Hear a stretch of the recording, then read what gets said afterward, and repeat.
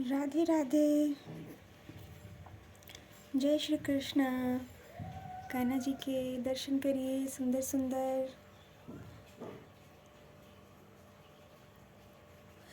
हरि अनंत, हरि कथा अनंता।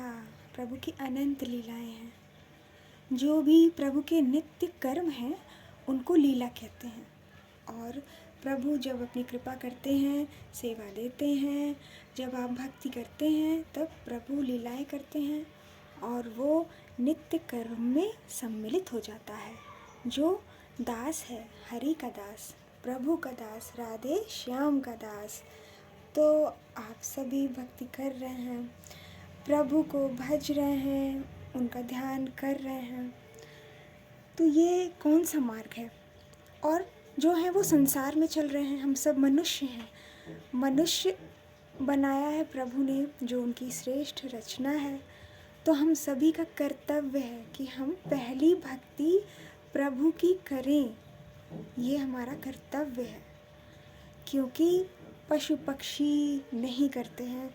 ये केवल मनुष्य ही कर सकता है। उसी को ये बुद्धि प्राप्त है कि वो प्रभु के द्वार जाए, प्रार्थना करे और प्रभु से सदैव विश्वास बनाए रखे कि प्रभु आपके साथ हैं। जो भी कर रहे हैं सब अच्छा है। परंतु मनुष्य क्या करता है? संसार मांगता है, संसार में जितनी भी वस्तुएं हैं उसकी कामना करता है और कामनाएं कभी पूर्ण होती नहीं है। आज ये चाहिए, कल वो चाहिए और धीरे धीरे धीरे धीरे वो प्रभु से दूर होता जाता है, संसार की ओर चला जाता है, प्रभु की भक्ति भी नहीं करता। तो प्रभु कैसे दिखेंगे? आभास कैसे होगा? दो मार्ग है, एक प्रेम मार्ग है, एक श्रेय मार्ग है। जो प्रेम मार्ग है वो संसार की ओर ले जाता है, जहाँ आप संसार की कामनाएं कर रहे हैं उसे पूर्ण कर रहे हैं।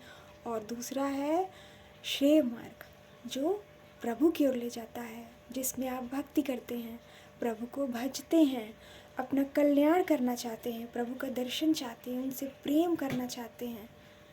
ये है दो मार्ग। सभी अपने पापों का, पुण्यों का फल भोग रहे हैं।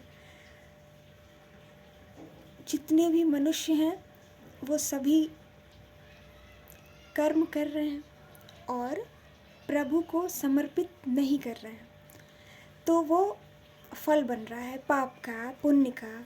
तो 84 लाख योनियों में फिर से भटकना पड़ेगा, जो भी प्रभु का भजन नहीं कर रहे हैं। इसलिए कहा जा रहा है कि भजन करिए, ये आपका कर्तव्य है, आपको बिना कहे ही करना है। परंतु नहीं ज्ञान है, क्योंकि माया संसार में आते ही सब कुछ विस्मृत हो जाता है, प्रभु भी विस्मृत हो जाते हैं। संसार की माया इतनी प्रबल है कि प्रभु नहीं ध्यान रहते हैं। केवल ये काम वो काम सब याद रहेगा, बस प्रभु नहीं याद रहेंगे। ये संसार की माया है। और हमारे अपने पुण्य और पापों का फल, जब पाप आएंगे तब आपको आपके सामने भक्ति में बाधाएं आएंगी कि घर वाले ही भक्ति नहीं करने दे रहे हैं, बाधा उत्पन्न हो रही है। तो वो सारी बातें पीछे छोड़ते हुए आप आगे बढ़ेंगे। जब प्रभु का नाम स्मरण करेंगे, उनको ध्याएंगे, तब आपके भीतर वो ऊर्जा आएगी, वो संकल्प आएगा कि आप बिना किसी को हानि पहुंचाए एकांत में बैठ के, एकांत का अर्थ है कि गंभीरता के साथ कोई भी अनुचित बात कर रहा है तो आप उसका उत्तर न दीजिए। अपने आत्मशक्ति को बनाए रखिए, ऊर्जा को बनाए रखिए, क्योंकि आप जब भी बोलते हैं शब्द है वो सब प्रभु हैं। ये शब्द जो आप बोल रहे हैं, जो मैं बोल रही हूँ, ये सब प्रभु हैं। और इसके कारण इस ऊर्जा को बचाना है। ये आत्मिक ऊर्जा है। व्यर्थ में वो बोलेगा, फिर आप बोलेंगे, क्रोध होगा और समय व्यर्थ व्यतीत होता जाएगा। इसलिए सावधान रहिए। और आपको कहा जा रहा है कि भक्ति करिए, प्रभु का नाम स्मरण करिए, आप आगे बढ़कर अपना कार्य करिए। जो माता पिता हैं अपने बच्चों का सहयोग करें, उनको भक्ति करने दें, क्योंकि माता पिता का ही ये कर्तव्य है कि अपने बच्चे का लालन पालन उचित प्रकार से करें, क्योंकि प्रभु ने आपको दिया है, उपहार दिया है। जो भी आपकी संतानें हैं वो सब आपके ही पुण्यों का फल हैं। और जो इस संसार, इस कलयुग में प्रभु को नहीं भज रहा है, ऐसे भी लोग हैं। और ऐसे भी हैं जहाँ मना किया जा रहा है कि आप भक्ति मत करिए, उनके साथ दुर्व्यवहार हो रहा है। तो ऐसा कार्य ना करें, अपने बच्चों को आगे बढ़ाएं भक्ति में। जब वो प्रभु की ओर बढ़ेगा तो संसार में जो भी अनुचित बातें हैं उससे दूर रहेगा। इससे आपको भी लाभ होगा, आपका भी कल्याण होगा। क्योंकि जब बच्चा भक्ति करेगा तो 7 पीढ़ियाँ तर जाती हैं। उससे आगे जैसे जैसे आगे बढ़ेंगे गुण आता जाएगा भक्ति का। प्रभु सदैव ध्यान रखते हैं अपने भक्तों का। तो अपने बच्चों को व्रत रखने दीजिए और आप उनका सहयोग करिए, भक्ति करने दीजिए। 24 घंटे होते हैं, उसमें वो भक्ति भी कर सकता है और संसार में जो भी कर्म कर रहा है प्रभु को समर्पित करते हुए करे। नहीं करेगा तो पाप और पुण्य फल भोगेगा। इसलिए प्रभु कहते हैं मुझे निरंतर स्मरण करो। और 2 ही मार्ग हैं, या तो इस पर चलना है या तो उस पर चलना है। और मनुष्य बिना कोई कर्म किए रह नहीं सकता है। कुछ न कुछ मनुष्य चिंतन करता रहता है, चिंतन करता रहता है। तो बुरा चिंतन छोड़कर प्रभु का चिंतन करना है, श्रेय मार्ग को चुनना है। क्योंकि प्रेम मार्ग ही केवल आप आगे बढ़ते जाएंगे।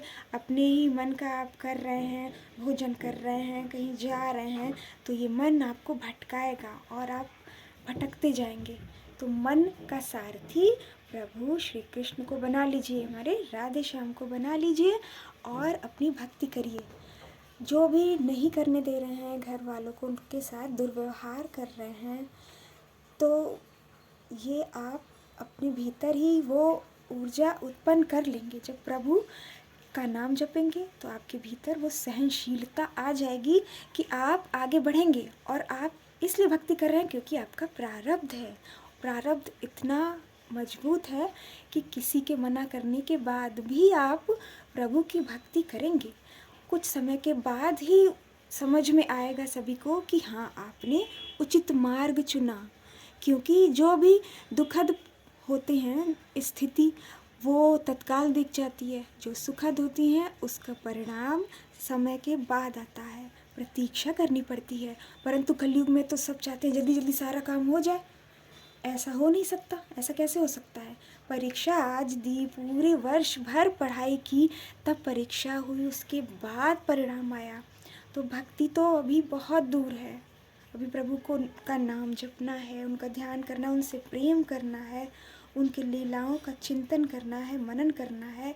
व्यर्थ की बातों में ध्यान नहीं देना है। मन भटकाएगा कि हाँ चलो 10 मिनट कर लिए, कोई बात नहीं, 10 मिनट किया, अब अगले 11वें मिनट आप संसार की ओर बढ़ जाएं, तो फिर प्रभु का ध्यान पीछे छूट जाएगा। ये सारी बातें बहुत ही ध्यान देनी है आपको।